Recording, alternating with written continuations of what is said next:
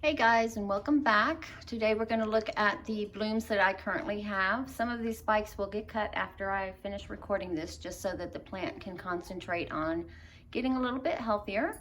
Right now what we're looking at is our Wilhelmine Princess Pinot Scary, and her blooms are still looking really good. However, we repotted her and she's still shriveling, so I'm just going to go ahead and cut this spike. I know what she looks like now, so we'll just have to cut her and hopefully she'll rebloom for us.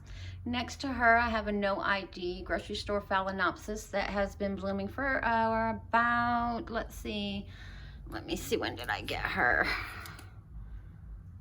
About 2 months. I call her Peachy just because of the colors. The leaves are waxy, and I love these stripes in here with that really bold lip. It's really pretty. And then next to her is a yellow one that is way down here. Her bloom started off a really bright yellow. If I can find the picture, I'll put it up above. But as she ages, she gets a really pale yellow, almost white. But again, look at the contrast with that lip, just gorgeous. And the good news is, if I can get it back around here, it looks like we may have another spike coming right there. So hopefully, and then we have this one. Again, it's a no ID. I call her Iris. Don't ask me why, I just thought that was a pretty name.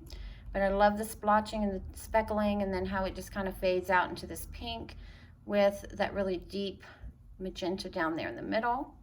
Next to her is another no ID Phalaenopsis, and again, waxy leaves. This one's been in bloom for about a month now, and she's actually double spiked for me.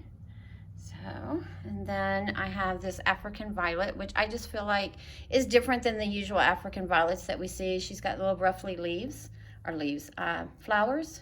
They're really pretty, and they shimmer when the light hits them just right.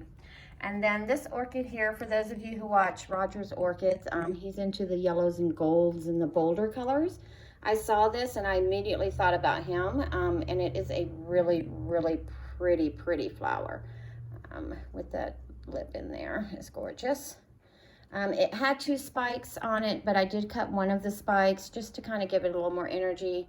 And then this one was already starting to bud out, so I said I'll just leave it. And then this one here is one of the ones I've had since 2019. It's a poor blooming, but it is the first reblooming for me. It's kind of poor. These flowers should be a lot bigger than this. I didn't remember what this looked like, to be honest with you. If I saw it today, I probably wouldn't buy it, but it is kind of pretty. It does have a little bit of like speckling right there in the lip, and then on the bottom of these back petals here. So it is, yeah, it's okay. Like I said, I'll keep her, but it's not something if I saw today I'd buy. And then this is my soft cloud, the keiki. The mother plant is back there, as you can see, but the keiki continues to just bloom for me. And she's got a secondary spike right here that does have another bloom coming in on it. And then up here, oh, we missed the Pathopetalum. 1 second. So this is my Pathopetalum. It's called Mel Hell. I've tried to find it online, but I can't. But it does have 2 more fans, and then one of the other fans does look like it's about to mature a bloom, perhaps. We shall see. And then down here is my little miniature African violet that has opened a little bit more. Did kind of stop by and look at those when we were doing the Brookside blooms. And then again with these here, that's the other one.